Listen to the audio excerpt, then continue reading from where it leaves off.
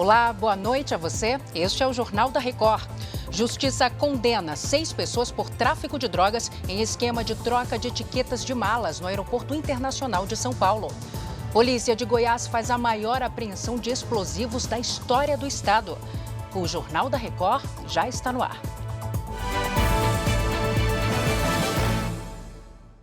Oferecimento: Bradesco. Dicas de segurança para não cair em cilada.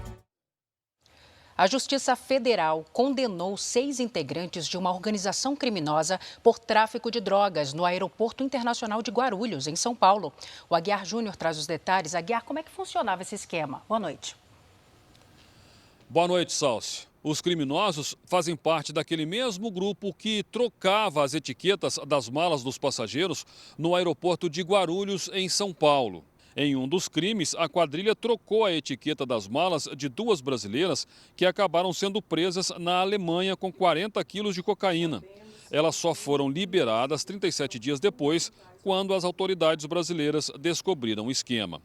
O caso foi em março do ano passado e resultou em uma operação que prendeu os criminosos.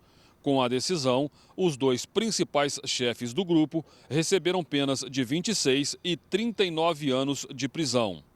Já para os outros 4 réus, que também tinham a função de comando, as condenações variam de 7 a 16 anos de prisão. Salsi. Obrigada, Aguiar, pelas informações. A Polícia Civil do Rio de Janeiro fechou um laboratório clandestino de anabolizantes em Belford Roxo, na Baixada Fluminense. Vamos falar agora com Felipe Figueira. Felipe, como a polícia chegou ao local? Boa noite. Boa noite, Salsi. Uma força-tarefa com policiais de várias delegacias foi até a cidade para cumprir 3 mandados de busca e apreensão. A operação foi feita na residência de um casal suspeito de falsificar os produtos e também em uma loja que vende os anabolizantes. Segundo a polícia, uma pessoa conseguiu fugir ao pular o muro dos fundos da casa onde funcionava o laboratório clandestino. Mas no local foi encontrado material usado na produção dos remédios e também uma arma de fogo. Pelas investigações, o casal comercializava os produtos falsificados em plataformas de venda virtual. Ninguém foi preso. Salsi. Obrigada, Felipe, pelas informações. E a Polícia Civil de Goiás apreendeu 900 quilos de explosivos que seriam usados em ataques a bancos. Foi a maior apreensão de dinamite da história do estado. Os policiais encontraram as bananas de dinamite em galões de shampoo automotivo. Ao todo, mais de 2.500 explosivos foram apreendidos, cerca de 1 tonelada de material. Também foram encontrados carretéis de estopim e 280 espoletas escondidas no meio de filtros de ar para caminhões. Colete explosivo número 8, provavelmente. O material estava em uma transportadora na periferia de Goiânia. O dono da carga é um ex-militar do Exército que foi preso em flagrante. Segundo a polícia, ele já era investigado por envolvimento com quadrilhas de roubo a banco. A suspeita é que os explosivos seriam usados em crimes do chamado novo cangaço. Agem sempre com várias pessoas, então eles conseguem colocar pessoas na frente da delegacia, pessoas na frente de um quartel, pessoas fechando as rodovias e as pessoas que vão cometer o crime na própria agência, que é explodir os caixas ali ou até cofre e retirar o numerário do banco. A polícia já rastreou que a dinamite foi trazida de uma mineradora de Minas Gerais para Goiânia e daqui seria levada até Santarém, no Pará. A investigação quer saber quem são os compradores e como os explosivos, que têm a venda controlada pelo Exército, foram parar na mão de criminosos. Um ônibus tombou com 25 passageiros em Contagem, na Grande Belo Horizonte. É a Virgínia Nalon quem traz as informações para a gente. Virgínia, boa noite. Já se sabe o que provocou esse acidente? Oi, Celso, boa noite para você. Ainda não, as causas vão ser investigadas, mas para a Polícia Rodoviária Federal, o motorista disse que o veículo perdeu os freios. Sem conseguir parar, ele bateu em um barranco e em seguida o ônibus tombou. O acidente foi na pista marginal da BR-040, no sentido Ribeirão das Neves. O veículo fazia a linha metropolitana que liga a cidade até Belo Horizonte. Os 25 passageiros foram avaliados no local pela equipe do SAMU, mas ninguém ficou gravemente ferido. O motorista realizou o teste do bafômetro, que não apontou o consumo de bebida alcoólica. Ainda de acordo com a Polícia Rodoviária Federal, o veículo estava em boas condições. Salce. Obrigada, Virgínia. Boa noite para você. A Polícia Federal indiciou o ex-diretor-geral da Polícia Rodoviária Federal, Silvinei Vasquez, e o ex-ministro da Justiça do governo Bolsonaro, Anderson Torres. Os dois são suspeitos de usar a máquina pública para interferir na locomoção de eleitores no segundo turno das eleições de 2022. Vamos conversar com Yuri Ascar, direto de Brasília. Oi, Yuri, boa noite. A PF já concluiu as investigações? Boa noite, Salce. A Polícia Federal pediu ao Supremo Tribunal Federal mais tempo para apresentar o relatório final e, assim, ampliar a investigação com a coleta de mais provas e depoimentos.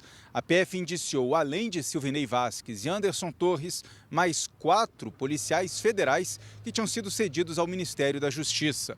De acordo com a Polícia Federal, a PRF teria direcionado recursos humanos e materiais com o objetivo de dificultar o trânsito de eleitores no segundo turno, em locais em que o então candidato Lula venceu o primeiro turno por uma ampla margem de votos. Restringir, impedir ou dificultar o exercício dos direitos políticos é crime previsto no Código Penal, com prisão de 3 a 6 anos e multa. As defesas dos indiciados ainda não se pronunciaram. Salce. Obrigada, Yuri, pelos detalhes. Eleições 2024. Vamos ver o que fizeram os candidatos à Prefeitura de São Paulo no primeiro dia oficial de campanha. A candidata Marina Helena, do Novo, chegou à sede da Record em São Paulo no final da manhã. Foi recebida pelo apresentador Reinaldo Gotino e, durante 30 minutos de sabatina, falou sobre diversos assuntos, como saúde, educação e transporte público. Marina Helena pretende criar tarifas de ônibus com valores diferenciados para cada período do dia e estender os horários de atendimento com especialistas na rede pública de saúde. E durante a sabatina, a candidata também falou sobre ações e investimentos na área de segurança pública e combate ao crime organizado. Vamos dobrar o efetivo da Guarda Civil nas ruas e treinar e armar bem a nossa guarda, porque não dá para combater o crime organizado, inclusive para ajudar a Polícia Militar e a Polícia Civil nesse combate ao crime organizado. O primeiro dia oficial de campanha do candidato do PSOL, Guilherme Boulos, começou com um café da manhã na casa dele, com a candidata a vice na chapa, Marta Suplicy. Boulos disse que fez questão de começar a campanha no bairro onde mora, no Campo Limpo, zona sul de São Paulo. Guilherme Boulos defendeu mais investimentos nos serviços públicos de atendimento à população mais pobre da cidade e fez questão de destacar a presença da ex-prefeita Marta na chapa que disputa as eleições. Agora começa o jogo, de verdade. Até aqui foi treino. Agora vai começar a campanha para valer. A gente vai ter a oportunidade de apresentar as nossas propostas para a cidade de São Paulo, juntando esse trabalho de uma equipe extraordinária que nós fizemos nos últimos meses, especialistas, juntando a experiência de governo da Marta. Boulos também fez uma caminhada pelo bairro e conversou com comerciantes da região. Pablo Marçal, do PRTB, começou o dia visitando uma comunidade na zona leste de São Paulo. Ao lado da vice Antônia de Jesus, o candidato conversou com a população, tirou fotos e ouviu as reivindicações das pessoas que moram na região. Pablo Marçal diz que começou o primeiro dia oficial de campanha em Cidade Tiradentes porque é na periferia de São Paulo que ele pretende concentrar o trabalho caso seja eleito. O candidato afirmou que quer atrair milhares de empresas para as regiões mais humildes da cidade para gerar empregos e renda. Nós vamos apresentar para a sociedade um plano para 10 mil empresas se deslocarem no cinturão empresarial em volta de São Paulo, que são as regiões mais periféricas da cidade. As empresas vão receber benefícios por ter mais de 80% dos seus funcionários morando no bairro onde elas estão instaladas. O prefeito e candidato à reeleição pelo MDB, Ricardo Nunes, participou de uma caminhada pelo centro histórico de São Paulo. O candidato cumprimentou eleitores e apoiadores da campanha e tirou fotos. Depois, fez um breve discurso. Nunes destacou o trabalho na região central para dar mais segurança e combater a criminalidade. A caminhada pelo centro de São Paulo terminou na prefeitura. Ricardo Nunes falou com jornalistas e enfatizou que espera uma campanha de respeito entre os candidatos. O nosso respeito aos demais concorrentes. Da nossa parte, a nossa campanha tem um compromisso de dizer a verdade, de falar do que a gente fez, principalmente o que a gente vai continuar fazendo. E de sempre dizer a verdade e respeitar a todos. A candidata do PSB, Tabata Amaral, começou o primeiro dia oficial de campanha em uma escola da Brasilândia, bairro da periferia de São Paulo, ao lado da vice, Lúcia França.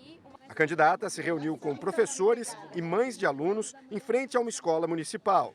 A candidata do PSB firmou o compromisso de implantar escolas de tempo integral em toda a rede de ensino do município. Tabata quer que as escolas sejam uma referência para a comunidade e que abram à noite e aos finais de semana. Essa vai ser uma das primeiras escolas a receber tudo o que a gente está propondo, de campeonato de matemática, de robótica, de xadrez, de cursos livres também. E aí um compromisso de que toda escola municipal, todo ano, vai mandar seu melhor aluno para fazer intercâmbio fora do país. Agora à noite, Tabata Amaral faz o lançamento do programa de governo. José Luiz da Atena, do PSDB, visitou a cidade de Aparecida, no interior do estado. O candidato Altino Prazeres, do PSTU, fez campanha em frente a uma montadora de veículos e numa estação do metrô. Bebeto Haddad, do DC, teve encontro com lideranças comunitárias e vereadores. Ricardo Senesi, da UP, fez panfletagem no Vale do Anhangabaú e no Belenzinho. João Pimenta, do PCO, não divulgou a agenda. O governador de São Paulo, Tarcísio de Freitas, comentou nesta sexta-feira, durante visita à Festa do Peão, em Barretos, as declarações do ex-presidente Jair Bolsonaro elogiando Pablo Marçal, candidato do PRTB à prefeitura da capital. Bolsonaro anunciou apoio ao prefeito Ricardo Nunes, mas disse que ele não é o candidato dos sonhos. Governador, o Bolsonaro ele elogiou o Pablo Marçal, ele disse também que não seria o candidato ideal para ele, o Ricardo Nunes, a São Paulo, e já sinalizou uma falta de apoio, talvez, nas eleições. O que o senhor tem a dizer? Não tem nada disso. O Bolsonaro está com o Nunes, o Nunes é o candidato ideal. Acho que uma das pessoas mais avalizadas para afirmar isso sou eu, que tenho trabalhado com ele nesse período.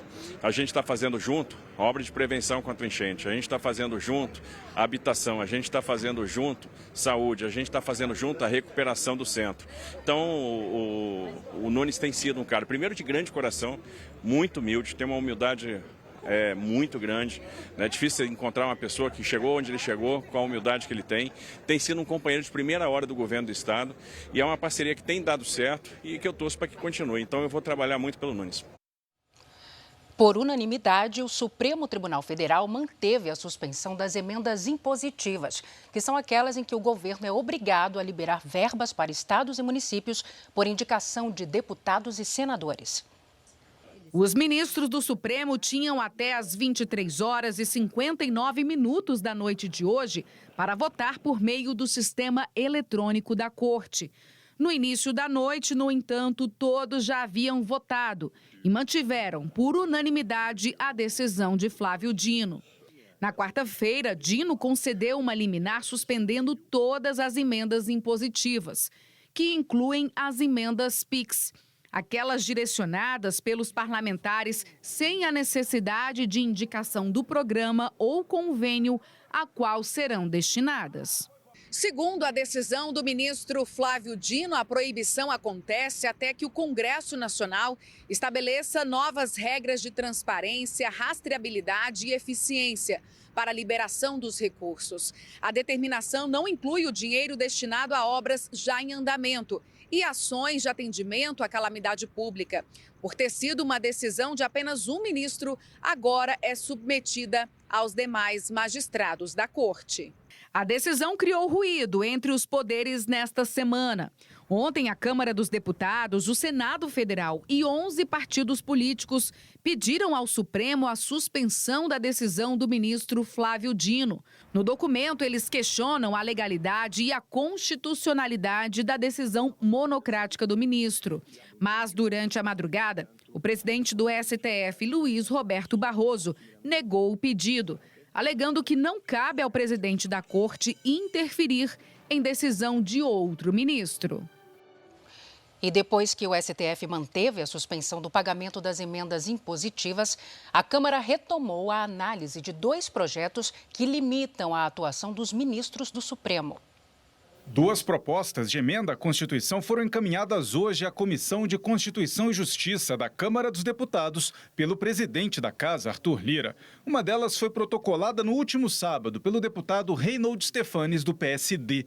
O texto permite ao Congresso suspender qualquer decisão do Supremo Tribunal Federal, caso 2/3 dos parlamentares do Senado e da Câmara entendam que a medida possa ter extrapolado a função jurisdicional da Corte. Se isso acontecer, a anulação terá validade de até 2 anos, podendo ser prorrogada por mais 2. A outra proposta, apresentada hoje por Arthur Lira à CCJ, prevê que decisões individuais dos ministros do STF não podem suspender a validade de leis e de atos dos presidentes da República, da Câmara e do Senado, nem interromper o andamento de políticas públicas. A medida, que estava parada na Câmara havia 8 meses, também restringe decisões individuais de juízes e desembargadores. As 2 propostas de emenda à Constituição limitam a atuação dos ministros do Supremo. Arthur Lira deu sequência à tramitação das PECs depois que a maioria dos ministros do STF confirmou a decisão de Flávio Dino de suspender a execução das chamadas emendas PIX até que o Congresso atenda aos requisitos de transparência